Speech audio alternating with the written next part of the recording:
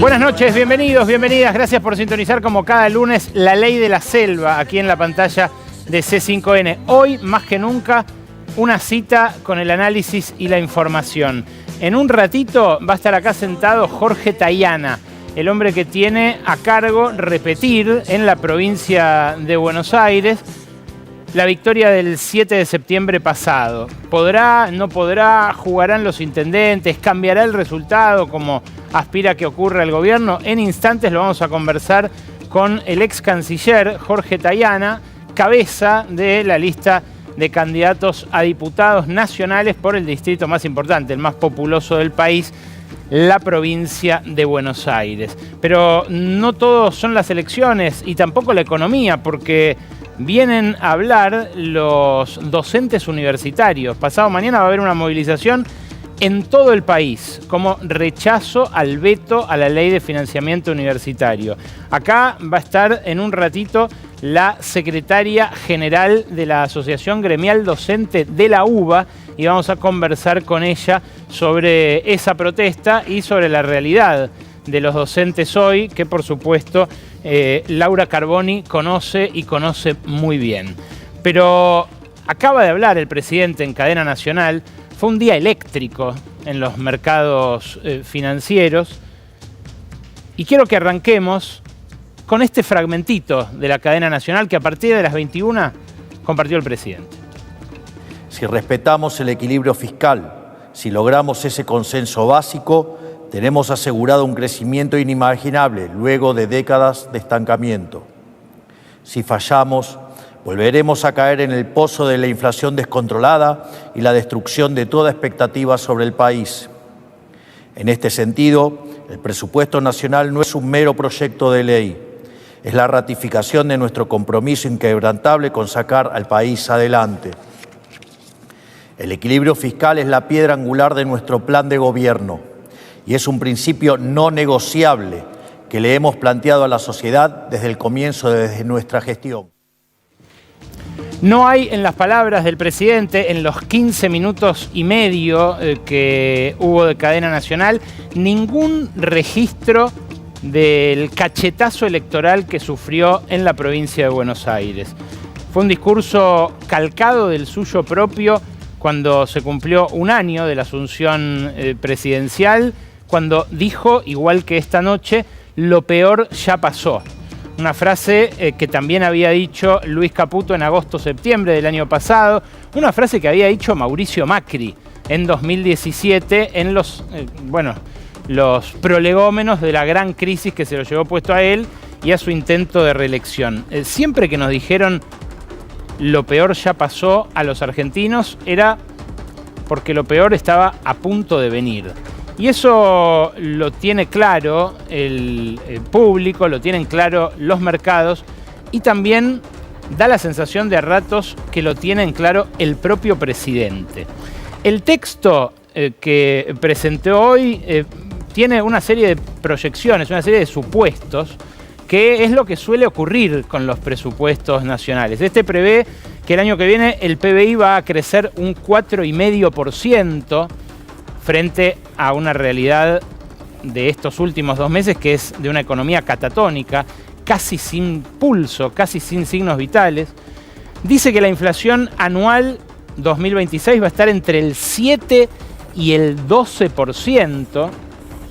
Y dice también que va a haber un superávit primario, o sea, la diferencia entre los ingresos y los gastos, del 2,2% del PBI que se va a dedicar al pago de la deuda pública.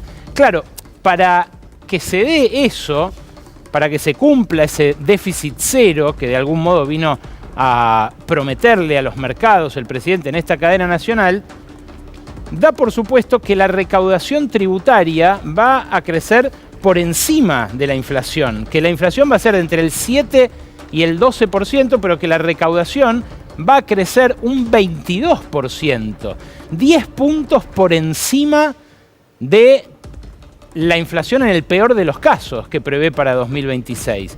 Esto tampoco se condice con lo que está pasando ahora, cuando justamente por culpa de la recesión los ingresos fiscales están cayendo, cosa que pasa siempre que una economía entra en recesión.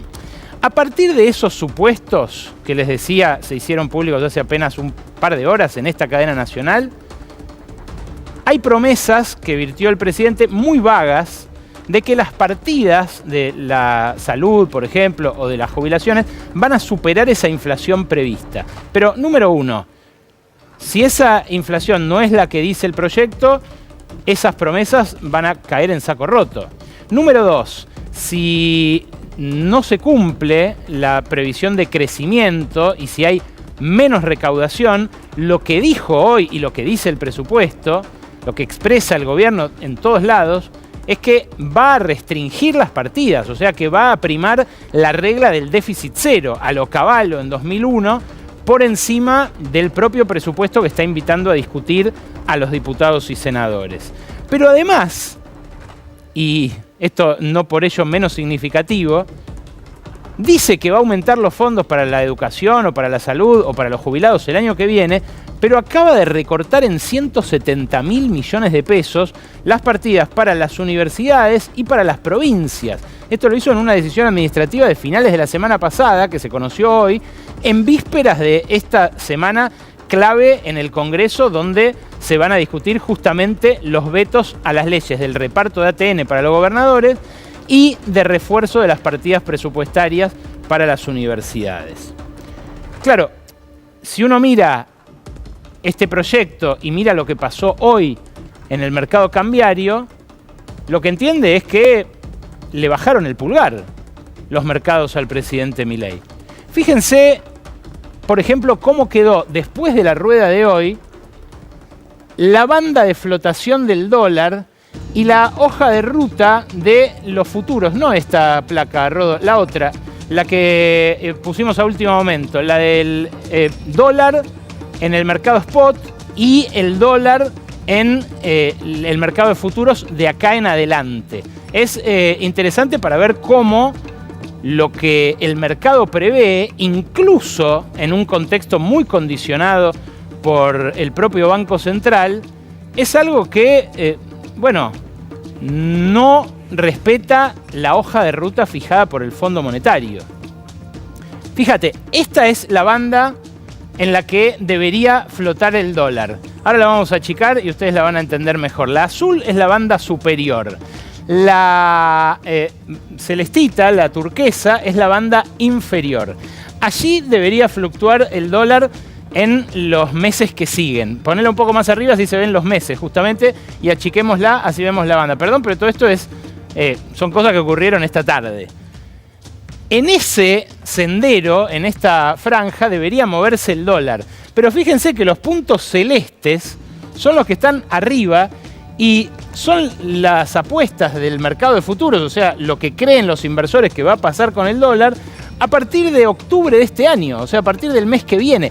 Ya el mes que viene, a fines del mes que viene, el techo de la banda pactado con el Fondo Monetario es 1.496 pesos. Hoy fue 1.473 y a fin de septiembre es 1.481. Ya a fin de octubre, lo que prevé el mercado que va a valer el dólar es más que el techo de la banda. A fines de noviembre lo mismo. 1.510 techo de la banda, 1.594 lo que prevé el mercado.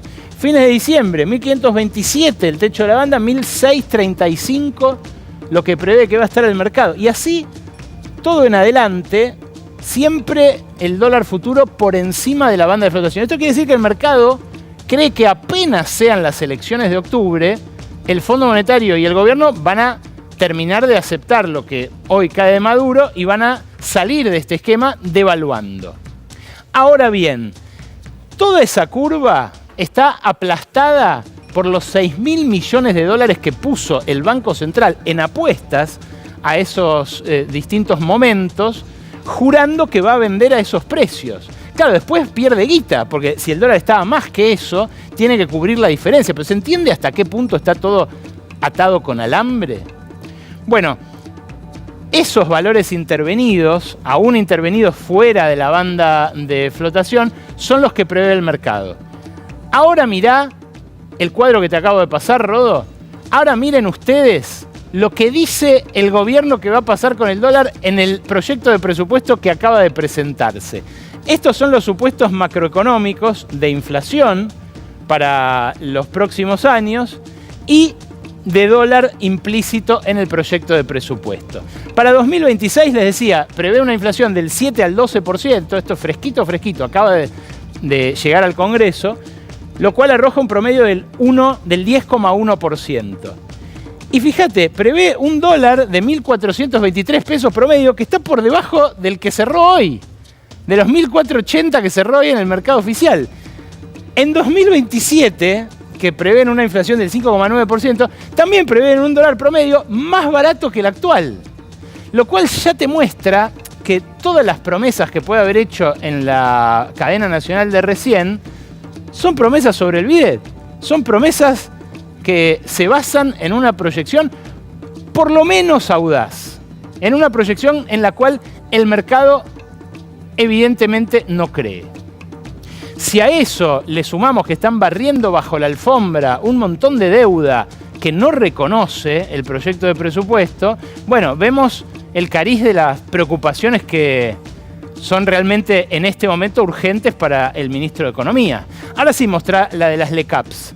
Las LECAPs son esa deuda que se barre bajo la alfombra. Esa deuda que se barre bajo la alfombra creció violentamente desde finales del año pasado, hasta llegar, las barritas son las LECAP como porcentaje de la deuda, la línea azul es la deuda bruta total y lo amarillo es el total de estas letras de corto plazo para que hagan bicicleta financiera los financistas. Fíjate las barras verdes y cómo esta deuda en pesos, pero que capitaliza intereses al final, que usan para la bicicleta financiera los inversores locales y extranjeros, ya llega al 10% de la deuda bruta total. Bueno, eso no figura en la contabilidad que el Fondo Monetario le acepta a Milei, y eso hace mucho más explosiva todavía la dinámica de una deuda que, bueno, evidentemente ya todos ven que se hizo impagable. Claro, los intereses de estas LECAPs no se cuentan como gasto público. Por eso refuerzan el ajuste, porque primero se les asigna el gasto a los acreedores privados, ahora van a ver por cuánto. Luego se siguen roleando estas letras, pero cada vez con una tasa de interés mayor, lo cual se llevó puestas las cuotas sin interés para comprar electrodomésticos, ropa y demás, y lo cual también terminó frenando la economía como con el freno de mano en estos últimos 3 meses. Bueno, esa es una dinámica que promete continuar. Pero fíjate los vencimientos en dólares que tiene que afrontar tanto el Tesoro como el Banco Central, que hoy destacó en un informe de premercado la consultora 1816. Acá tenés, hasta el final del mandato de Milei, o sea, hasta diciembre de 2027, pagos por 9.500 millones de dólares, acá se ve, netos al Fondo Monetario. 9.500, eso está en miles de millones de dólares. 9.500 millones de dólares. Para ver el total de lo que queda del mandato hay que ver esta última columna. 9.500 millones de dólares netos al Fondo Monetario, o sea, por encima de lo que va a irle desembolsando a Milei. 15.600 millones de dólares en bonos globales y bonares. Los bonos que, bueno, empiezan a vencer a partir de ahora. Hay 2.500 millones de dólares de acá a fin de año, 4.600 en enero, y de ahí sigue la joda. 800 millones al Club de París. 9.900 millones de dólares a otros organismos internacionales. Y fíjate, esos dos últimos renglones, los 4.800 de Bopreales y los 3.500 millones de repos del Banco Central. Toda esa es deuda nueva de Caputo.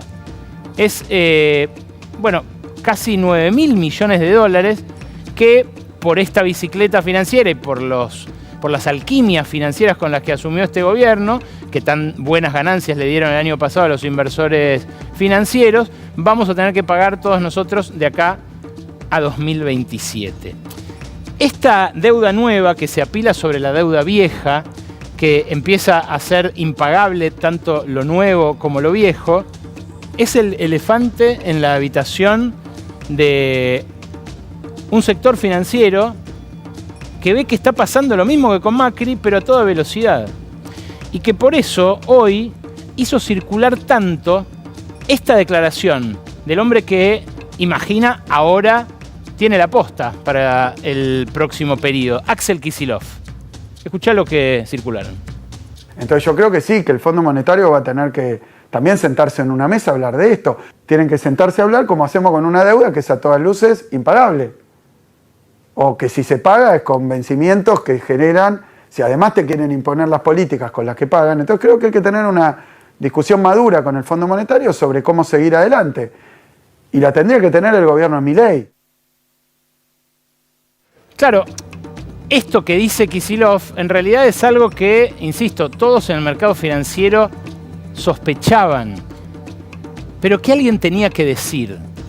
La gran pregunta, y de eso vamos a hablar con Jorge Tayana también, es cómo se va a construir la mayoría social y el apoyo necesario para una renegociación en serio de una deuda que se está mostrando así de impagable a mitad del mandato de Javier Milei. ¿Cómo va a terminar en 2027 si esto sigue como ahora? ¿De qué manera se puede encarar esa negociación con un acreedor que se comporta como se está comportando el Fondo Monetario, tan fuera de regla como se está comportando el Fondo Monetario? ¿Qué consecuencias va a tener esto en el dólar y en la economía real? Escuchemos un cachitito más de Kicillof. Que el FMI comprenda que dio unos créditos de manera irresponsable y que fueron utilizados de manera más irresponsable. O sea que creo que hay que hacer una mesa, irse, a ver, romper con el fondo.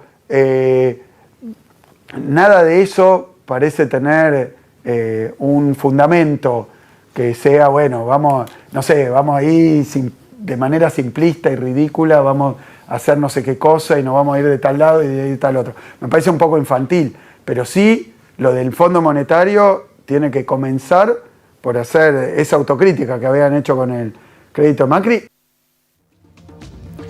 ¿Está haciendo su autocrítica el Fondo Monetario de ese dinero que fuera de regla le envió a Milei en abril de este año y que le permitió abrir el cepo para las personas físicas y que se le volara ya un monto superior al que desembolsó el Fondo Monetario desde abril hasta ahora? Veamos el tuit que sacó Julie Kozak, la portavoz del Fondo Monetario, 2 días después de las elecciones, unas elecciones en las cuales el fondo también se sintió derrotado. El personal del FMI está estrechamente comprometido con las autoridades argentinas mientras implementan su programa para afianzar la estabilidad y mejorar las perspectivas de crecimiento del país. Frenate ahí. Vamos a detenernos en el texto en inglés y en la traducción del texto al español, porque cada palabra de estas manifestaciones que se pergenian en la calle 19 es calibrada al milímetro. El Fondo Monetario incluye varias señales encriptadas en este tuit. Primero es un tuit completamente fuera de regla, ¿no? Un tuit de apoyo a un gobierno después de una derrota electoral en una provincia. Algo que por lo menos resulta infrecuente. Segundo, recalcula mucho la euforia que había expresado Kristalina Georgieva en su momento cuando se puso el pin de la motosierra. Se acordarán ustedes cuando dijo, esperamos que la gente apoye este modelo, que voten por Milei. Lo dijo, estoy parafraseando, pero lo dijo así de abiertamente. Bueno, esto recalcula mucho esa posición inicial. Pero los mensajes encriptados vienen ahora. Primero, ¿el personal del FMI colabora con las autoridades argentinas o con la Argentina? Ojo a esto, porque históricamente se puso Argentina. Se les escapa la preferencia política, hay una indicación de Donald Trump de aludir directamente a las autoridades, no se sabe. Cuando dicen apoyar el compromiso de afianzar la estabilidad y mejorar las perspectivas de crecimiento del país, lo que sugieren es algo que también se ve en el siguiente tuit. En el siguiente tuit, lo que destaca Julie Kozak es el compromiso de garantizar la sostenibilidad del marco cambiario y monetario del programa. No ponen que saludan la sostenibilidad o el compromiso con la sostenibilidad del esquema de bandas de flotación. Algunos entrevieron en esta línea un pedido de devaluación del propio Fondo Monetario antes de las elecciones del 26 de octubre. Otros dicen que por lo menos le pone fecha de vencimiento a este esquema, un esquema de bandas que, bueno, de algún modo el fondo tuvo que aceptar como plan B. Lo que quería era una flotación que le permitiera al Banco Central acumular reservas, o sea que el dólar fuera mucho más caro de lo que está hoy. Y finalmente, fíjense la última línea del tuit, cuando dice que apoyan también su continua adhesión al ancla fiscal y a la agenda integral de desregulación. ¿Qué tiene que ver la desregulación con lo ocurrido en la provincia de Buenos Aires, con la dinámica del programa con el fondo o con lo que pasa con el dólar?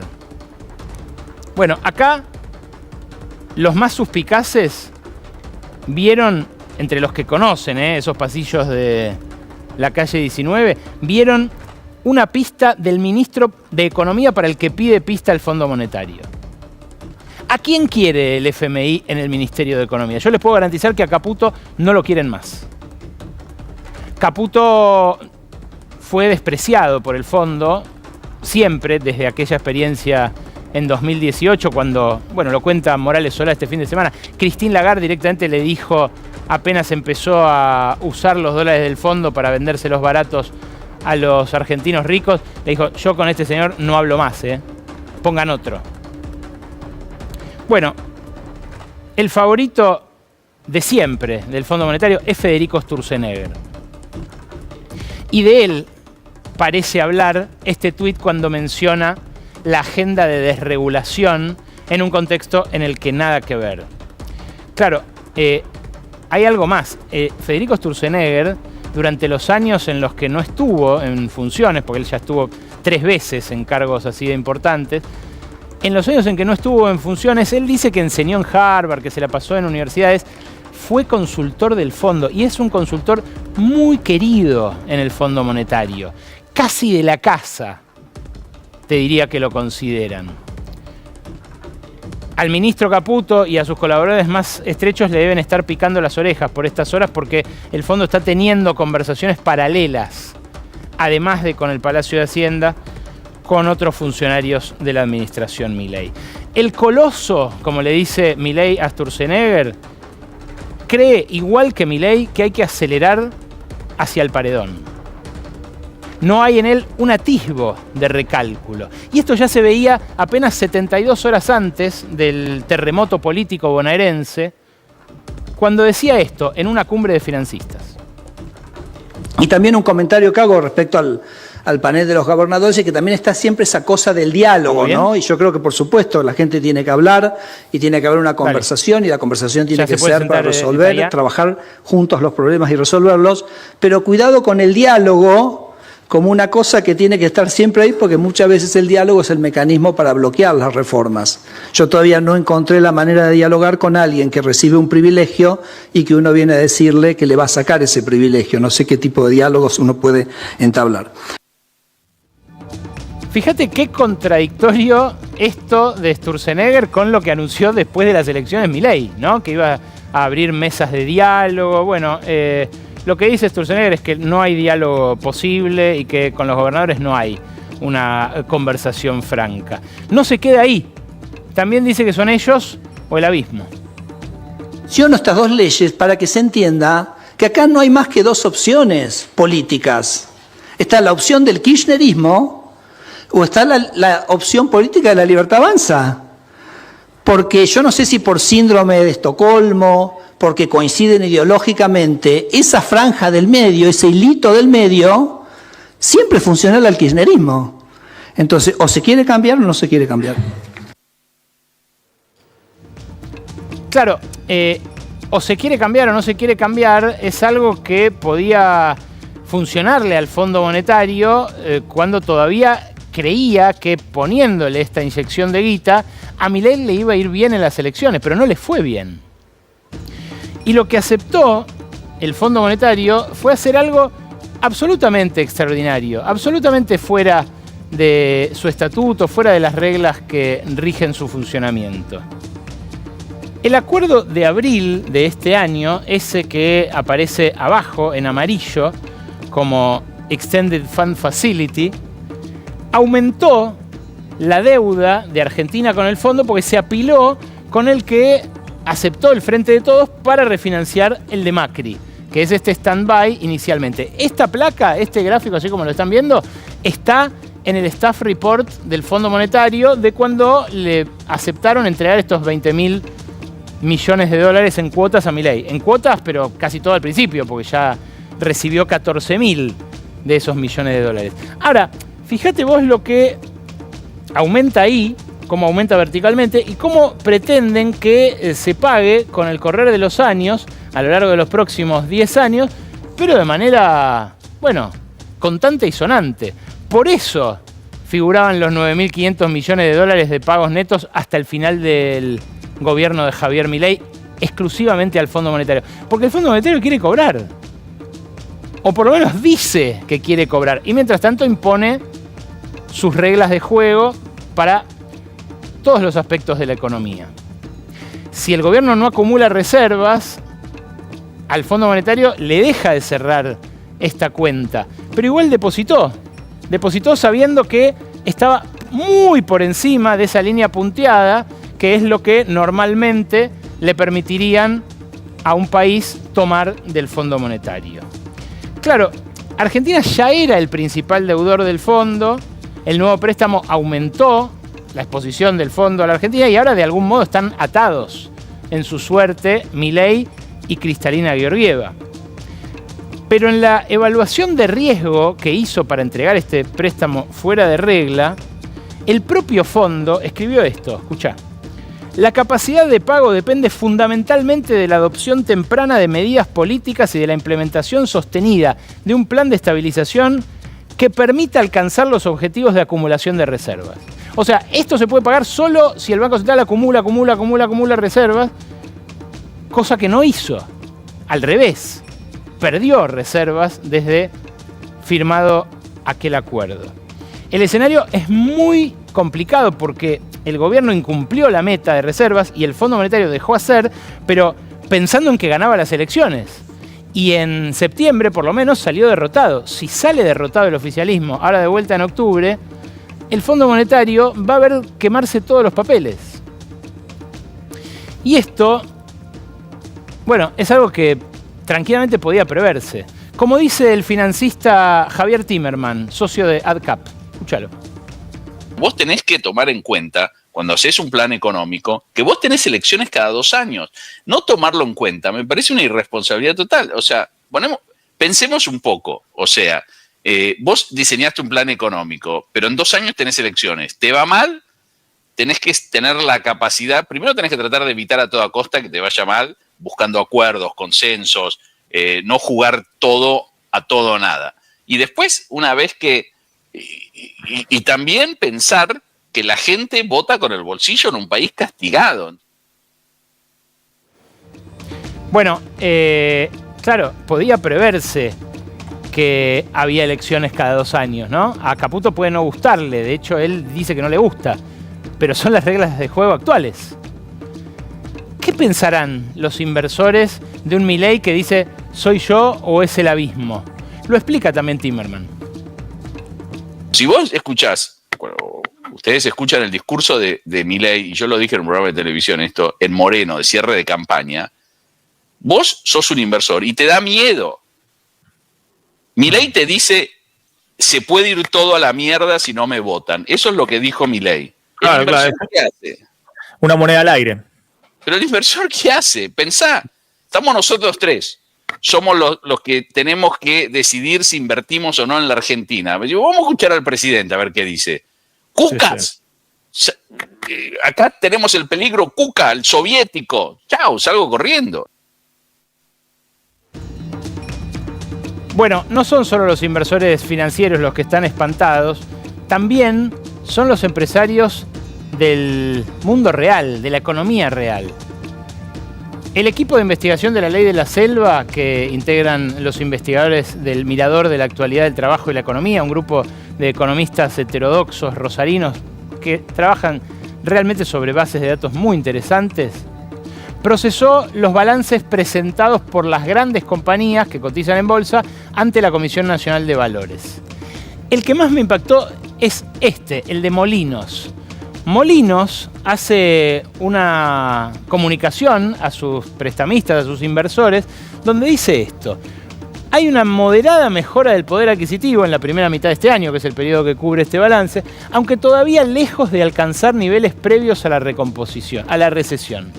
Y la recomposición parcial de ingresos, particularmente en salarios del sector formal, no logró todavía compensar el deterioro acumulado en jubilaciones y en programas sociales, lo que explica la lenta recuperación del consumo masivo a pesar del entorno de menor inflación.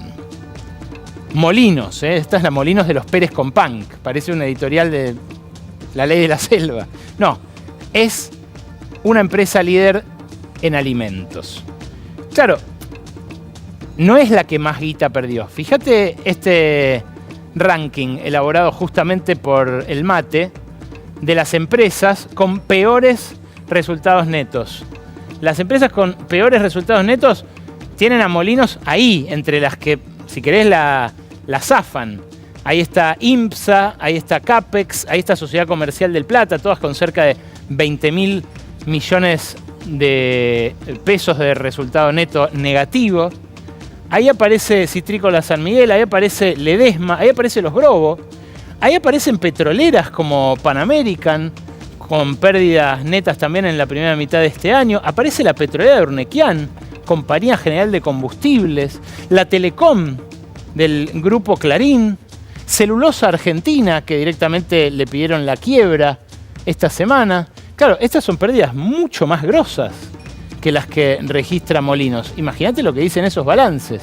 En términos agregados, lo que pasa con las empresas grandes de la economía real es lo que muestra la torta siguiente.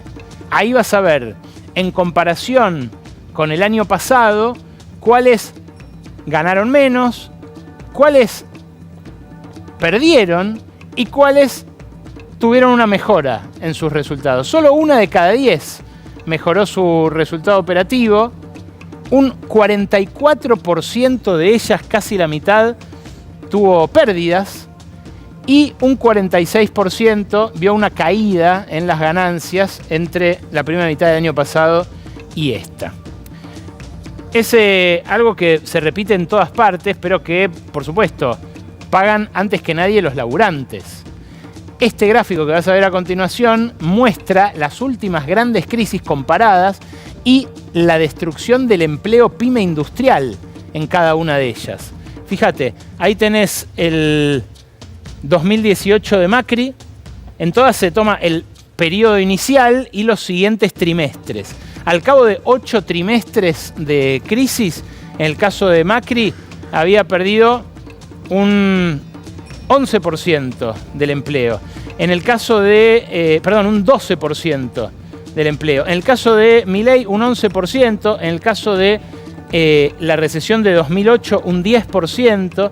Y en el caso de las recesiones de 2012 y 2014, las que le tocó enfrentar al peronismo, se habían perdido un 3 y un 5% respectivamente del empleo fabril. Claro, esto es lo que se está perdiendo y lo que está generando conflictos acá en San Nicolás, en Campana, en Ramallo, en Olavarría, en todos los lugares donde cruje el entramado fabril, que por supuesto tuvo su réplica en las elecciones de la provincia de Buenos Aires. Hay algunos empresarios, como Paolo Roca, por ejemplo, que auspicia el Observatorio PYME, que hizo esta comparación, que empiezan a tomar distancia de Milei, de un Milei al cual auspiciaron hasta el viernes mismo, antes de las elecciones. De hecho, lo espantó a Roca que los metalúrgicos sacaran banderas diciendo Roca es Milei en esos conflictos de Campana y de San Nicolás.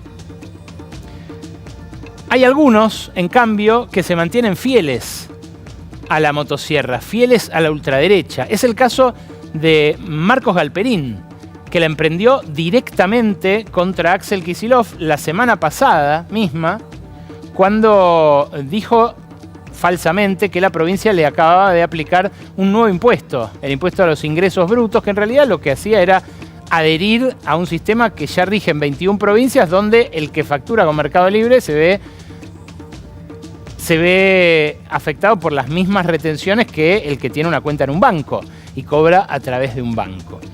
Claro, en el caso de Galperín, la situación no es la misma que la de Roca. Galperín habla desde el exterior, desde Uruguay, donde se fue para no pagar los impuestos locales, el de bienes personales básicamente, pero además habla desde un lugar ideológico del que ya hay muy difícil vuelta atrás. Roca y otros importantes apoyos que tuvo Milei en este tiempo tienen enterrados miles de millones de dólares en Argentina y saben que, aun cuando están en proceso de reconvertirse en petroleros y planean más bien exportar energía que producir acero para el mercado interno, todavía tienen parte de su giro del negocio atado a la dinámica local. Bueno, Galperín, de todas maneras, pone el foco en los impuestos porque no quiere poner el foco en la que se lleva él. Hoy lo escracharon en un tuit un vendedor, X, que puso las comisiones que paga por una venta de 89.700 pesos, 32.000 pesos de cargos por venta total y apenas 95 pesos de impuestos. Fíjate lo que le queda de esa venta al vendedor. Pero harían mal en cantar victoria los partidarios de Kicillof antes de tiempo, porque hay muchas cosas en las cuales octubre no es igual a septiembre. Hay muchas cosas en las cuales 2027 no es igual a 2025. Y basta ver este gráfico que también reprodujo la consultora 1816, pero que elaboró la Universidad de Itela. Es el índice de confianza en el gobierno. El índice de confianza en el gobierno tuvo, justo antes de la elección, un 33,6% en la provincia de Buenos Aires. Solo en el Gran Buenos Aires. Y ese porcentaje replicó el que sacó el oficialismo, que tuvo, por supuesto, al peronismo 13 puntos arriba. Ahora, lo que se ve arriba, ese 42,4 en amarillo, es el índice de confianza en el gobierno a nivel nacional. Por eso digo que no es lo mismo septiembre que octubre, porque la votación de ahora es una votación en la cual, bueno, hay un pelín de confianza más en que el gobierno pueda pilotearla. Claro, la diferencia que obtuvo el peronismo en septiembre sí puede generar un envión positivo para octubre. Y lo que pasa en el mercado financiero, este plan que vemos derretirnos ante nuestros ojos, también puede influir sobre lo que pase el 26 de octubre. Claro, también podía aprovechar la cadena nacional Milei hoy para hacer algún anuncio que cambie la realidad de la gente. Bueno, esa oportunidad la desaprovechó. ¿Le quedarán otras?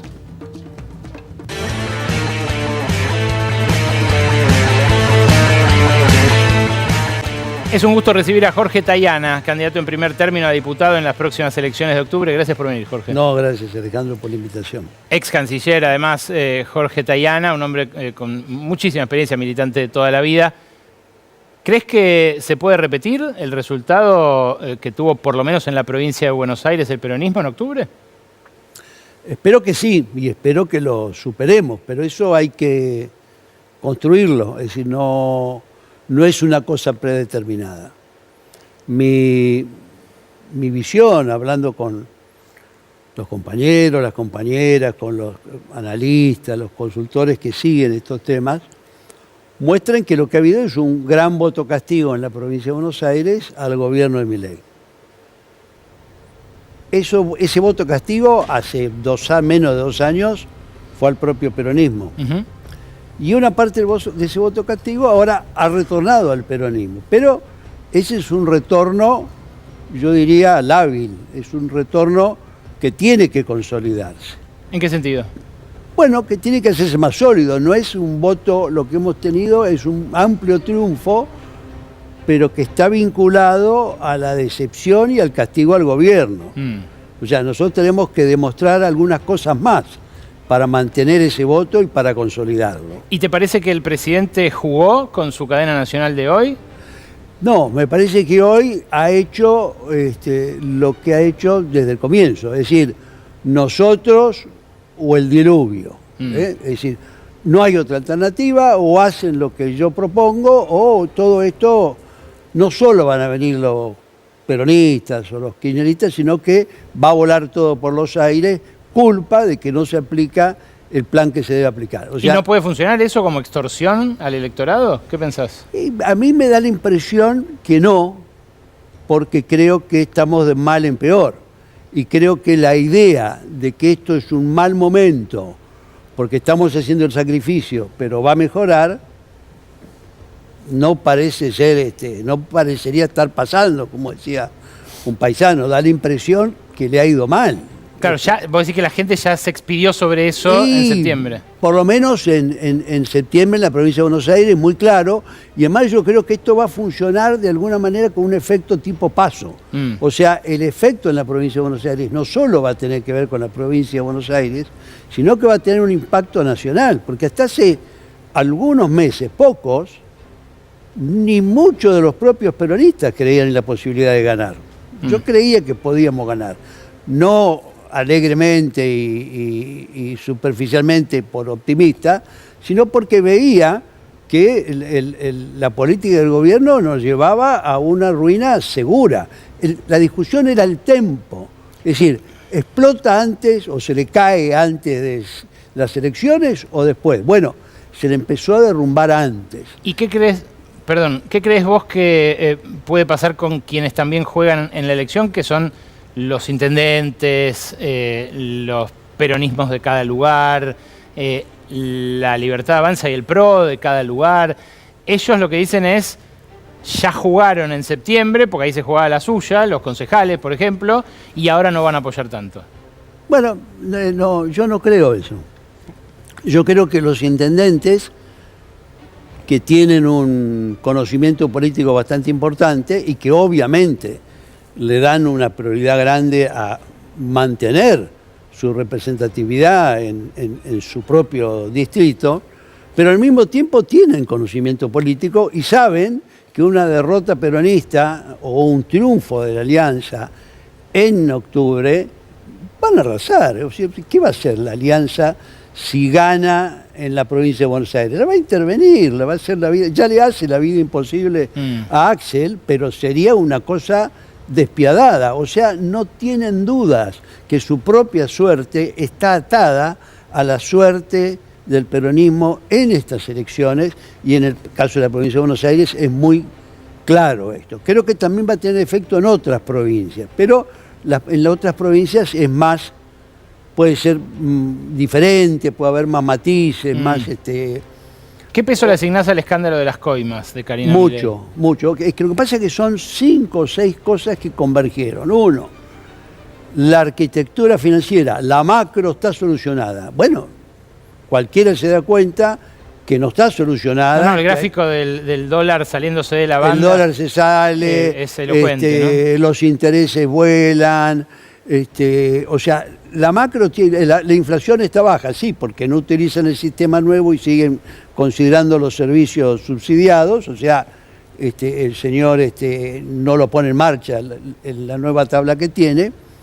Y además, porque hay una presión con la caída de los ingresos brutal. ¿Qué es lo que dice la gente? No me alcanza. Es decir, el no me alcanza, el no llego a fin de mes, que antes se escuchaba más o menos, pero decía, bueno, pero de todas maneras, ahora esfuerzo, ahora es no me alcanza y no me alcanza, unos dicen del 15, unos dicen después del 10. O sea, la situación es peor, la gente ha agotado las reservas, se ha endeudado con la tarjeta, le ha pedido al primo, al tío, al hermano, se han endeudado con los usureros, que es una cosa tremenda, que es casi como endeudarse con la tarjeta, porque son intereses de usura. Leoninos, sí. Entonces, por un lado la gente está peor, Y cae el empleo, cae la precarización y la gente te dice yo tengo 4 trabajos y no me alcanza. O sea, hay una situación mala y que tiende a ser peor. No es que es una mesetita dura y después podemos salir. O sea, para vos lo de las coimas fue como un catalizador, no es que fue Claro, el driver no, yo del creo voto. que es un conjunto. Las coimas es un golpe durísimo porque pegó en el centro. Y además porque hay una... Hoy escuchaba en una conversación con unos compañeros y decían, bueno, lo que pasa es que este gobierno no tenía un contrato social con la sociedad, tenía un contrato moral. Déjenme gobernar que nosotros vamos a ser honestos y vamos a limpiar la basura de la sociedad. Y aparece Español hablando del 3% de Karina. Exacto. Claro. O sea, porque además no hay contrato económico, no hay contrato social, no hay una perspectiva de qué le van a dar. Y además de eso apareció la crueldad con los discapacitados. Yo me pregunté muchas veces por qué les pegaban siempre los miércoles a los jubilados. ¿Y qué te respondes? Los jubilados lo que piden es dar la vuelta al Congreso. Sí. No es tomar el Congreso, quemarlo como en Nepal o en Yakarta. No, ellos querían dar una vuelta manzana al Congreso. Gente mayor que va despacio. Y por eso les pegan. Bueno, porque es pedagogía, es un mensaje a la sociedad. Si a estos que son frágiles, débiles, que no son riesgo alguno, les pegamos, ustedes tienen que portarse bien porque si no van a cobrar. Ese fue el mensaje de intimidación y de disciplinamiento social que acompañó toda esta política de empobrecimiento de una mayoría de la sociedad. Porque además es muy interesante todo el tema de las provincias, ¿no? Y la ida y vuelta de los gobernadores, que eso es un tema más complejo. Jorge, pero lo cierto es que a las provincias tampoco le pasan el dinero. No, claro. A nadie. Lo contábamos, lo que abrieron hoy fue una migaja al lado de lo Nada, que... son unos caramelos para ver si los pueden engañar para que el miércoles pase la cosa. Jorge, hay 2 preguntas que no quiero dejar de hacerte. Una, Sí. lo relativo a la deuda. A vos probablemente, que vas a ser electo diputado, vamos a ver cuántos atrás tuyo, pero vos seguramente lo serás, te va a tocar discutir seguramente una deuda que se volvió impagable. Es impagable. Te iba a preguntar, ¿cómo lo encararías? Bueno, me parece que hay que hacer un debate amplio sobre eso y demostrar que en las condiciones actuales es impagable y que por lo tanto hay que ir a una renegociación de lo que corresponde, de lo que podríamos decir deuda legítima, de lo que no está sobre y decir, bueno, vamos a pagar lo que estaba en lo que correspondía darle por la cuota de derechos especiales de giro que tenía el fondo, en la Argentina en el fondo. No estoy dando un ejemplo, estoy dando algunas ideas que hay que consensuar con un sector amplio de la sociedad. No solo probablemente con lo que llegue al gobierno en el 27. O sea, va a tener que ser un acuerdo más amplio. Va a tener que ser un acuerdo más amplio porque la situación va a ser muy mala. Qué difícil, ¿no? Claro, pero por eso también pedimos el voto en octubre. ¿Por qué en octubre? Porque hay que frenar a Milei. O sea, tenemos que evitar que continúe haciendo más daño. ¿Y cómo se evita eso? Bueno, se evita como está empezando a ponerse en marcha el Congreso, que va cambiando las mayorías y va logrando mayorías que ponen veto y que dicen no, acá no se puede. Yo creo que eso es una expectativa. En un poder judicial que muestra una somnolencia o una lentitud de movimiento con el poder, que es extraordinaria, bueno, si el poder legislativo muestra más fortaleza y muestra mayoría que fuercen a cambiar el rumbo al gobierno, podemos por lo menos no llegar tan mal, porque la situación es verdaderamente, la pregunta que te hace la gente es no podemos seguir así. Bueno, entonces hay que ponerle un freno. El freno se lo va a tener que poner el legislativo. Lo otro, aunque sea brevemente, quiero que me lo respondas porque el peronismo tiene la responsabilidad de llevar adelante esta discusión tan profunda, tan estructural para la Argentina, pero sigue cruzado por sus propias internas que uno ve a veces hasta un nivel escandaloso. expresarse públicamente. Sí. Bueno. ¿Qué crees que significa para esa interna la elección de septiembre? ¿Se saldó? ¿Pasó lo que...? Se dio un paso muy importante. Se dio un paso muy importante. El tema de la unidad, de presentarnos en unidad, es un paso muy importante. ¿Y el que conduce Kicillof? Y yo trabajé bastante en esa búsqueda de la unidad, no superestructuralmente, lo trabajé recorriendo buena parte del país y planteando que después de una derrota siempre hay dispersión. Y superar esa dispersión es un trabajo complejo. Y lo estamos superando. Creo que lo de septiembre fue un paso muy importante. Vamos a mantener unidad, vamos a mejorar esa unidad en este proceso electoral. De eso estoy completamente seguro. O sea, para vos, perdón, también estuvo bien adelantar la elección a septiembre. Bueno, el resultado dice que estuvo bien. El resultado dice que estuvo bien. Uno puede discutir, bueno, si los intendentes no hacen nada, pero yo creo que van a hacer. Porque los conozco, porque he hablado con ellos y porque además tienen la visión política de que efectivamente los está secando este gobierno que hambrea. Además hay una cosa, en 5 minutos comienza el 70 aniversario del derrocamiento de Perón. O sea, si el peronismo no fue destruido por la Libertadora hace 70 años y sobrevivimos a la proscripción, a las masacres, a los fusilamientos, al fraude, a los gobiernos semidemocráticos que nos prohibían, a la dictadura, a todas esas cosas. Y hoy Cristina, que está presa y proscripta, de por vida, yo creo que vamos a sobrevivir. ¿Por qué? Bueno, porque somos un movimiento político y social que representa, que tiene 3 banderas que yo creo que siguen vigentes: la soberanía política, o sea, decidir por nosotros mismos, para construir una independencia económica que en este mundo obviamente es mucho más relativa, 45, claro. Pero sí te la dan un poco los BRICS y una política no subordinada como la que estamos haciendo, y eso es la única forma de construir justicia social. Y este país necesita menos desigualdad y más posibilidades de progreso. Jorge, gracias por venir esta noche a La Ley de la Selva. No, gracias a vos. Ustedes quédense, porque falta Gaby Vulcano con información exclusiva de lo que va a pasar en el Congreso esta semana y cómo sigue esta pulseada por los fondos. Y también la voz de los docentes. Viene la secretaria general de AGD-UBA, de la gremial docente, a que palpitemos juntos la gran marcha que va a haber en todo el país este miércoles por los fondos universitarios. Quédate que hasta las 0:30 rige la Ley de la Selva.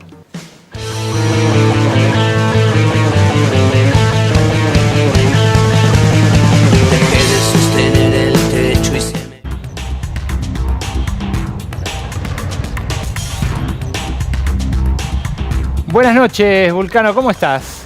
¿Qué tal, Ale? Me parece que ya no está así de musculoso el capitán Beto. No, me parece que a Milei le gustaría verse así, pero hoy lo escuchamos un poquito desinflado, ¿no? Sí, total.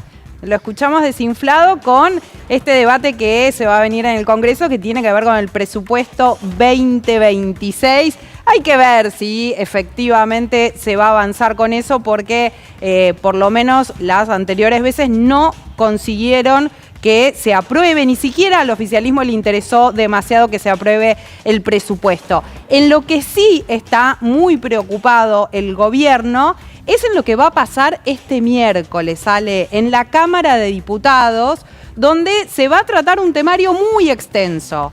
Pero en la Casa Rosada están poniendo el ojo en 2 temas fundamentales que van a hacer mucho ruido en la calle también.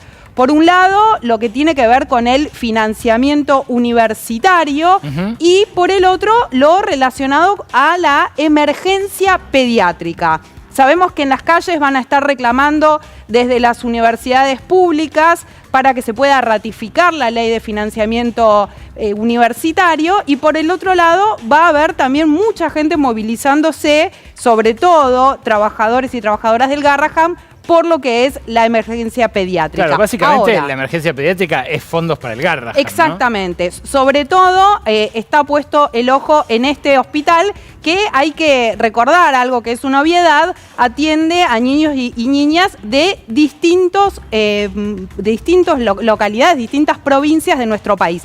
Ahora, Ale, está los votos o no están los votos para ratificar estas dos leyes? Eso te pregunto yo a vos que te la pasás en el Congreso. Bueno, el gobierno está muy preocupado porque tiene a los aliados incondicionales.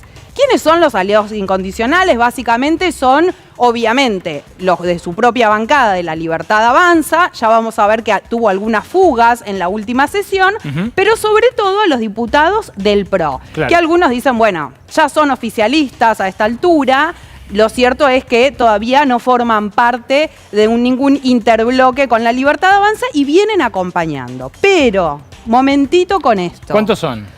Y ahí tenés más o menos 37, pero hay que tener en cuenta algo, Ale.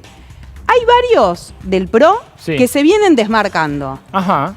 Lo tenés a Álvaro González que dice, yo no acompaño esto, no acompaña, digo, a las posturas o a los pedidos del gobierno, se viene diferenciando. Hombre Horacio Rodríguez Larreta, ¿no? Sí, es el único que le quedó. Sí. Bueno, le queda una senadora y un diputado. Sí, pero por eso. Pero en la Cámara de Diputados solamente lo tiene Álvaro González, también Héctor Baldassi se viene diferenciando y acompañando en general las iniciativas con el resto de la oposición. María Eugenia Vidal es bastante sinuosa al momento de tomar una decisión en la Cámara de Diputados. A veces se abstiene, a veces se ausenta, a veces acompaña. Están desorientados un poco en el gobierno con lo que puede llegar a ser Vidal. Perdón, Gaby, pero ¿tienen que juntar para ratificar el veto? 87, bueno, según cuántos haya presentes, pero los 87 héroes en su momento que homenajeó Milei fueron los que le permitieron blindar un veto. Exactamente, tiene que juntar los 2/3 de los presentes y ahí hay que ver... No, perdón, 1/3.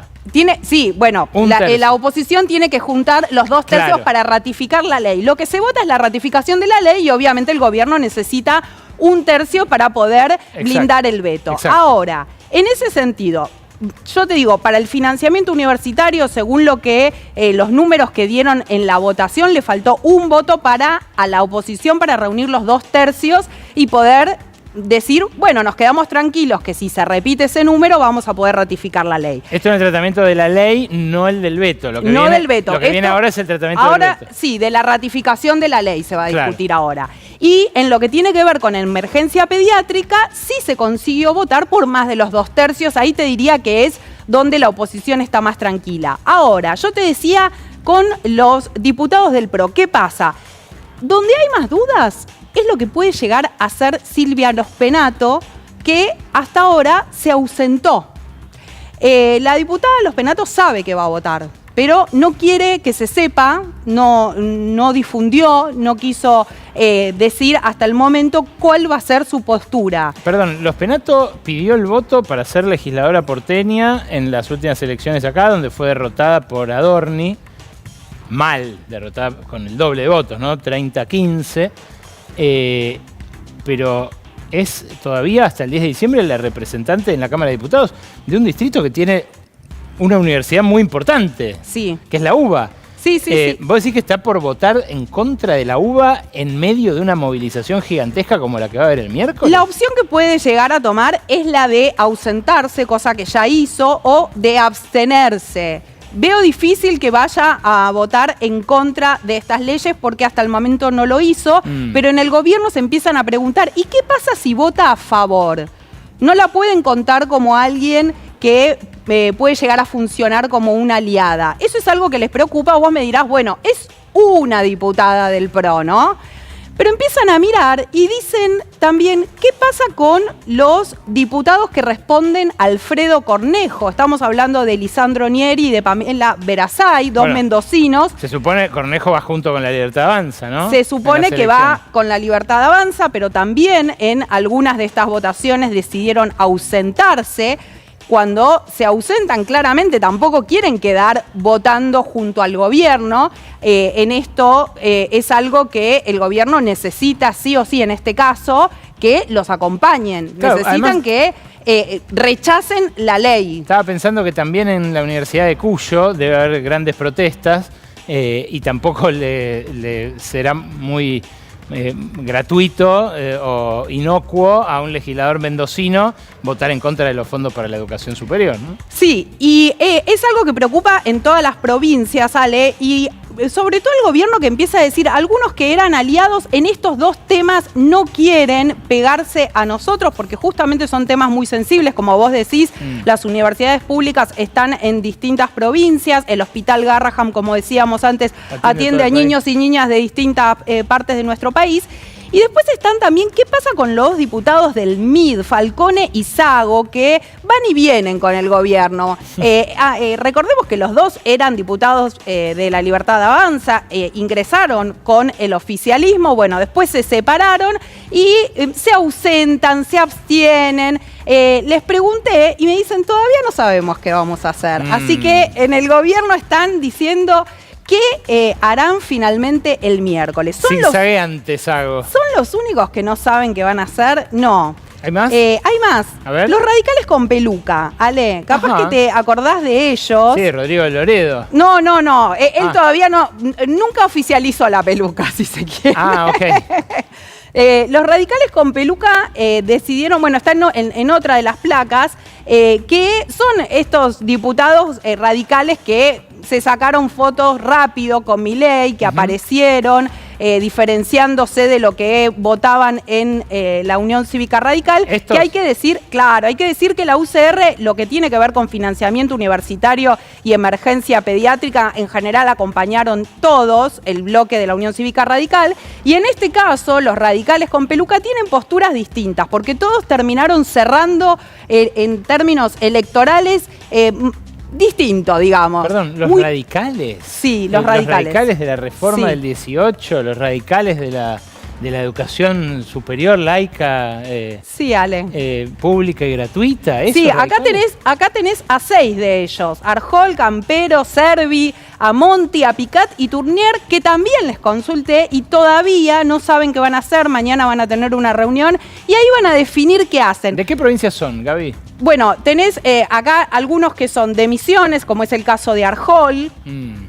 Lo tenemos a Servi, que está muy cercano al gobierno, casi que es el representante de los radicales con peluca en el gobierno de Javier Milei, porque está muy cercano, casi que está por dar el salto, que es de Neuquén. Bueno, tenés representantes de distintas provincias dentro de estos radicales. Te pregunto porque me imagino que la misión del nuevo ministro del Interior, del empoderado Lisandro Catalán, debe ser comprar votos. Digo esto con la ambivalencia del término, pero también, bueno, como se estila, ¿no? En las negociaciones entre el Ejecutivo y los gobernadores. Convencer a los gobernadores de que manden a votar a sus diputados. ¿Existe esa posibilidad? Existe esa posibilidad. De hecho, la semana pasada hubo una serie de reuniones donde el Lisandro Catalán con Guillermo Francos pudieron mantener un encuentro con 3 de ellos. Con el gobernador de Mendoza, Cornejo, también con el gobernador de Entre Ríos, Frigerio, y con otro de los gobernadores, acá vemos la foto, y también se reunieron con Cedero, que es ya un aliado electoral en Chaco con el oficialismo. Ahora, ¿qué pasó después de esta reunión? ¿Qué pasó, Gaby? Después de esta reunión, el gobierno, ese mismo día, que vetó otro tema que se va a tratar más adelante, que tiene que ver con la ley que reparte fondos de ATN, ese mismo día, el Ejecutivo Nacional le envió fondos a algunas provincias. 2 de estos gobernadores recibieron dinero de fondos, ¿no? De ATN. Estamos hablando de Frigerio y también de Cedero.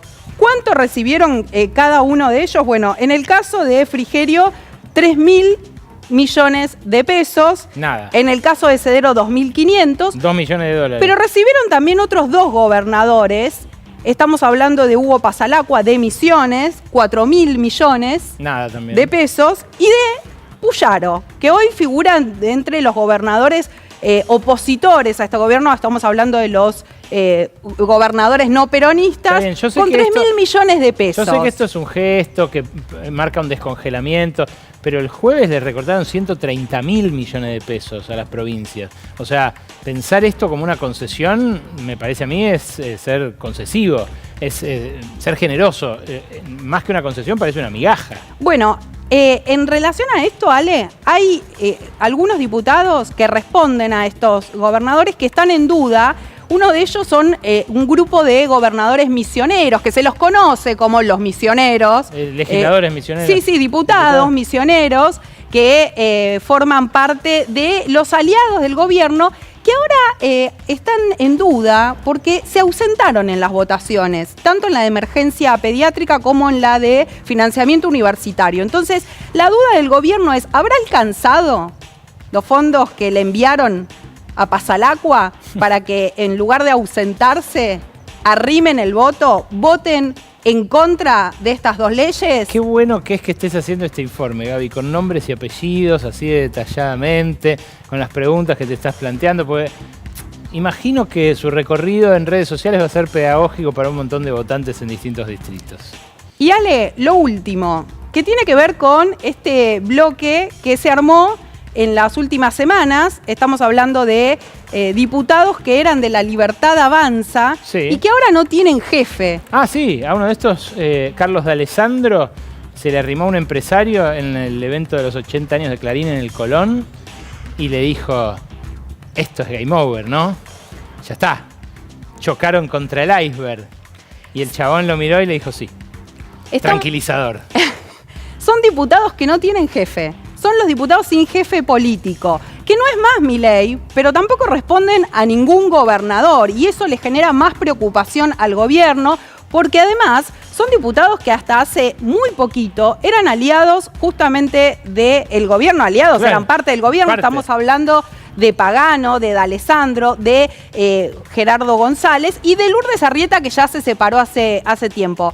Un datito para tener en cuenta, Arrieta fue la única que votó a favor tanto de lo que es financiamiento universitario como de emergencia pediátrica en las respectivas sesiones. Todo indica que en esta semana va a votar de la misma manera. El tema es si este bloque va a decidir votar todos juntos o cada uno va a hacer la suya, porque por fuera de Arrieta, los demás diputados de este bloque llamado Coherencia votaron muy distinto. Algunos se abstuvieron, otros votaron en contra, otros ausentaron. Entonces, en ese sentido, hay que ver qué va a pasar finalmente con este nuevo bloque que conoce muy de cerca cómo es Javier Milei, que conoce muy de cerca cómo es el funcionamiento del bloque oficialista, pero que ahora está separado y diciendo, bueno, mi voto vale de otra manera, tiene otro precio. No necesariamente estamos hablando de dinero, pero claramente van a hacer valer los apoyos de otra manera. Un 3%, ¿no? Está sugiriendo. Qué hermoso oxímoron, la verdad, que nos regaló el bloque Coherencia con esa trayectoria sinuosa, ¿no?, a la hora de votar. Gracias, Gaby, por este gran informe. Y bueno, veremos qué pasa finalmente el miércoles en esta sesión clave, ¿no?, dentro del Congreso. Importantísima. Bueno, de hecho, vamos a ver cómo se va a vivir desde afuera. Gracias, Gaby, por esto. Hasta el próximo lunes. Y vamos a palpitarlo junto a Laura Carboni. Laura Carboni es la secretaria general de la Asociación Gremial Docente de la UBA. Gracias por venir, Laura. Muchas gracias a vos por invitarme. ¿Dónde enseñás vos y qué enseñás? Yo enseño en el CBC, Introducción al Pensamiento Científico, desde hace 28 años. Mirá. Y soy docente del Carlos Pellegrini, jefa de Departamento de Humanidades. Ah, mirá, qué lindo. Sí, sí. Me imagino cómo te habrás sentido cuando Milei mencionó hasta el hartazgo las falacias que se estudian en pensamiento científico, ¿no? Totalmente, sí. Arrancando por este gobierno, que es una gran falacia. ¿En qué sentido? A ver. En el sentido de todo lo que dice es falso, encubre, y por detrás siempre hay intereses que no responden particularmente a los intereses que tenemos quienes trabajamos en la universidad desde ya, y los que trabajamos en general. Este es un gobierno que se ha caracterizado por beneficiar a ciertos sectores mientras golpea duramente a aquellos que ponemos el cuerpo cotidianamente para llevar adelante este país, pero en particular en nuestro caso la universidad. ¿Cuánto se resintió el salario docente desde que asumió Milei? El docente universitario específicamente. Mira, el salario universitario, si nosotros quisiéramos cobrar lo mismo que cobrábamos en noviembre del 2023, se necesita una recomposición de entre el 45 y el 50%. Esto que nosotros ya lo habíamos sacado, nuestros compañeros de AGD Ciencias Económicas vienen haciendo una evolución del salario docente, y si bien nosotros ya veníamos con una pérdida, de hecho los compañeros lo calculan desde el 2015, bueno, claramente desde el 2015 hasta acá hemos perdido casi el 82% de nuestro salario. ¿Qué?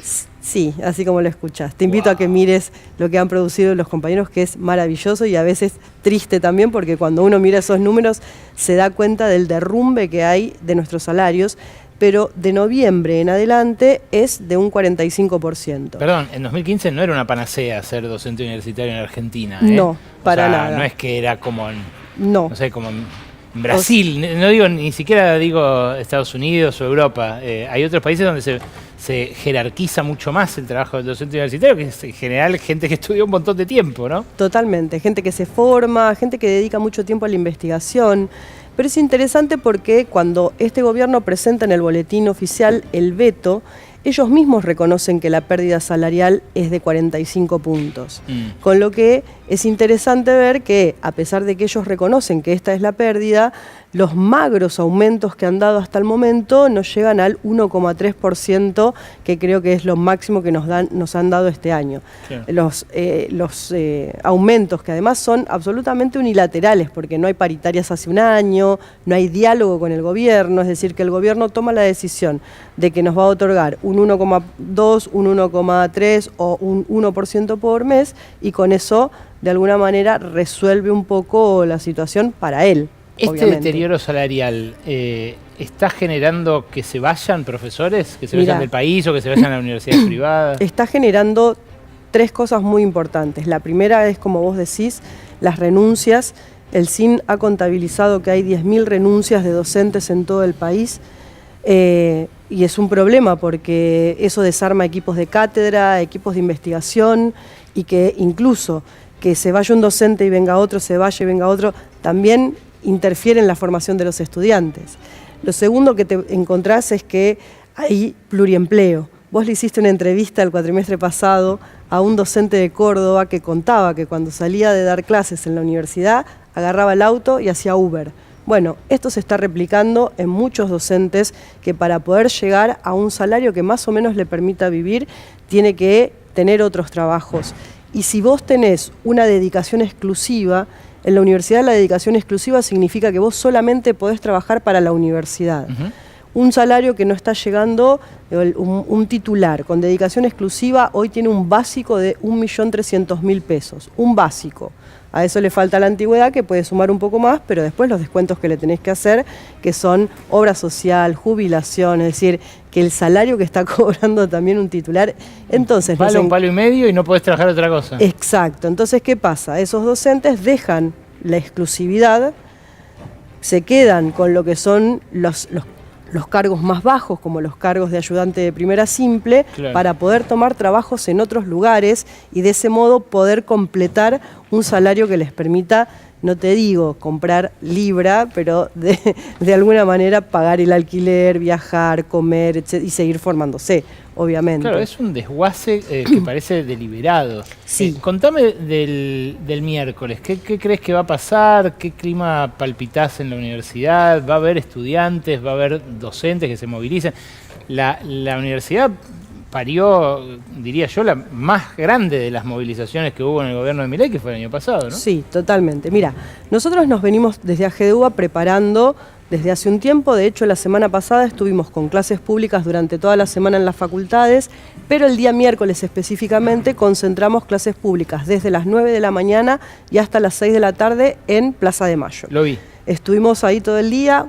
Maravillosa jornada, exitosísima, frente a la Casa Rosada. Mucha gente pasó, se solidarizó, se quedó a escuchar, participó de una clase.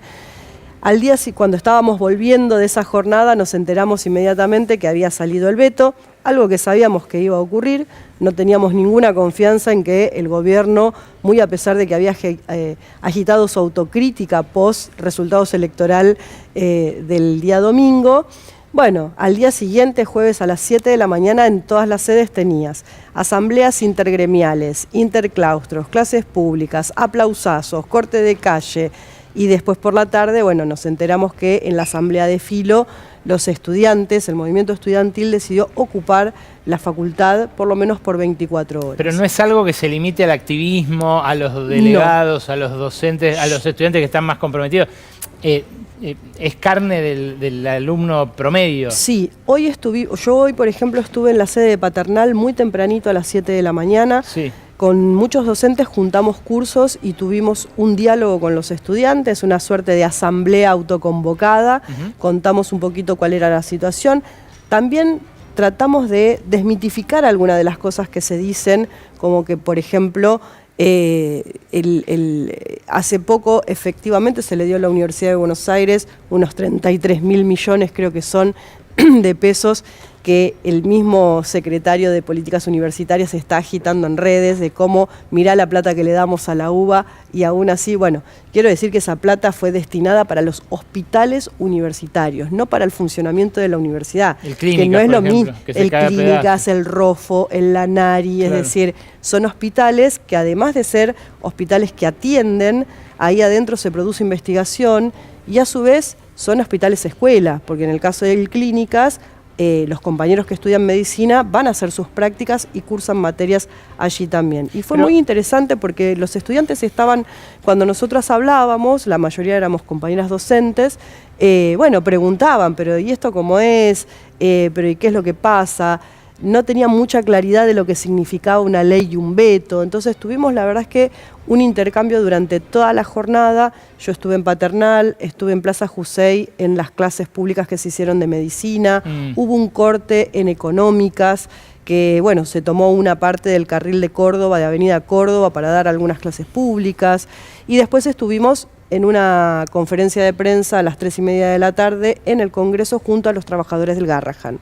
Porque, como decía Gaby recién, y como decías vos, la ley de emergencia pediátrica también se trata, mejor dicho, el veto de ambas leyes se trata también este miércoles. Laura, ¿qué notás en esos estudiantes con los cuales tenés la chance de conversar respecto de Milei como fenómeno pop, si querés, como talismán, como figura de viral, de que miraban? Me imagino que fuiste testigo de ese ascenso o de esa moda en las aulas, estando en contacto con estudiantes tan jóvenes, ¿no? De los primeros años o de los últimos años del secundario. Mira, con total sinceridad, por lo menos en la universidad, yo trabajo en media, en el Pellegrini, es escuela media, y trabajo en el CBC, no apareció, o sea, grandes debates en el sentido de, no aparecieron grupos de chicos libertarios que siguieran a Milei. Por lo pronto no lo hemos detectado. No, eso no quiere decir que el estudiantado que podía votar, muchos lo han votado. De hecho, creo que el mismo vicerrector de la Universidad de Buenos Aires hizo una suerte de estadística de que la mitad de los estudiantes habían votado a la Libertad Avanza. Por eso te pregunto. Bueno, pero además era visible, ¿no? Que circulaban que el los voto recortes, joven, los virales. Que él generaba atractivo. Me lo decía César González la vez pasada, me decía, nosotros en el barrio, en la Carlos Gardel, lo veíamos al principio y me decía, ahora se terminó como ese fenómeno de moda o si querés de ese consumo más cultural que político. Por eso te pregunto qué pasa en ese caso. Bueno, lo que pasa que también es real que eso que en un momento fue como un boom y como la aparición de una figura aparentemente novedosa en la política nacional, bueno, también trajo lo que se puede ver hoy, que es que en las clases más populares y en la clase media el ajuste ha pegado de lleno y por lo tanto esa confianza que se supone que le tenían a este gobierno se empieza a retirar. Nosotros nos gusta decir, hoy ya no tiene el mandato popular para aplicar ese ajuste y esa motosierra que agitaba cuando hacía campaña electoral antes de ser electo presidente. Porque efectivamente los números no cierran, porque efectivamente, bueno, yo escuché atentamente tu editorial y también cuando vi el dólar 1.400 no sé cuánto en el 2027, dije, nos están tomando el pelo a todos, porque ahora está mucho más caro de lo que aparecía como proyección. Entonces, eso se está empezando a sentir en todos lados. Una beca hoy para los estudiantes, una beca progresar no está más de 35.000 pesos. Imagínate lo que puede hacer un estudiante con ese monto. Llena la SUBE y a las 2 semanas o a la semana se le acabó.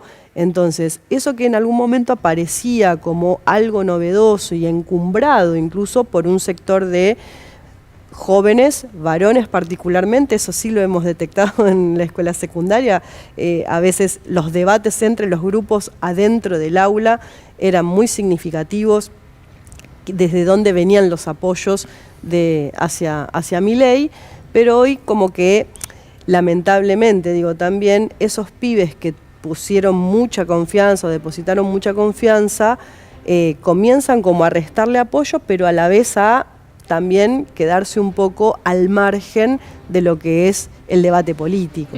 Y de hecho eso se ve en las elecciones. Es decir, el abstencionismo que nosotros estamos viendo del 50% en capital, del 40% en provincia de Buenos Aires, del 50%, no me acuerdo si fue en el Chaco. Sí, en todas las demás provincias. Es un dato muy importante a tener en cuenta, porque esos votos se están restando precisamente de la fuerza que se había presentado como algo por fuera de la política tradicional, que lejos de hacer eso fue en la misma línea de toda la política tradicional y de la más espantosa, para decirlo de algún modo. Es la secretaria general de AGD, de la Asociación Gremial Docente de la UBA, a quien acaban de escuchar. Gracias, Laura, por haber venido. Gracias a vos, gracias a toda la audiencia. Quiero hacer un llamado a toda la sociedad a que nos acompañe el día miércoles. Nosotros vamos a movilizar en una columna en conjunto con los trabajadores del Garrahan, con quienes estuvimos hoy haciendo la conferencia de prensa, pero con quienes además venimos coordinando acciones, porque somos los sectores que hoy están luchando específicamente por esto. Estamos muy golpeados por la situación económica, por lo tanto no es la defensa corporativa del Garrahan y de la universidad, sino la defensa de toda la sociedad de sostener lo que es el futuro de un país, la posibilidad de formarse, hacer investigación científica y devolverle también al país donde uno se forma eso que ha recibido por parte de la universidad. A las 5 de la tarde en el Congreso, ¿no? Un poquito antes. Bueno. 2:30 de la tarde concentramos nosotros, pero a las 5 se lee el documento central. Gracias por venir, Laura. Muchas gracias a ustedes. Con ustedes nos reencontraremos el lunes próximo o en las calles, si nos llegamos a cruzar el miércoles. Que tengan una buena semana y ahora una buena noche. Chao. Dejé de sostener el techo y se me vino encima.